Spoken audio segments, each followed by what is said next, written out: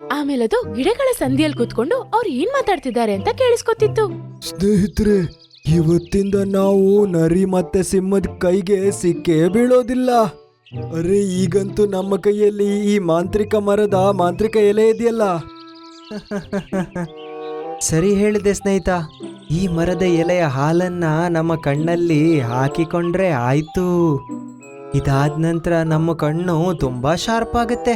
ನರಿ ಮತ್ತೆ ಸಿಂಹ ದೂರದಿಂದ ಬರ್ತಾ ಇದ್ರೂ ಕೂಡ ನಮಗೆ ಕಂಡೋಗುತ್ತೆ.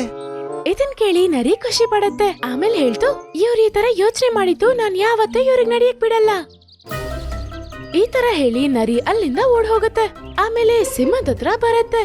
ಅದು ಹೋಗಿದ ತಕ್ಷಣ ಕೋತಿ ಮರದ ಮೇಲಿಂದ ಹೇಳ್ತು, ಸ್ನೇಹಿತರೆ, ನಮ್ಮ ಪ್ಲಾನು ವರ್ಕ್ ಆಗ್ತಾ ಇದೆ.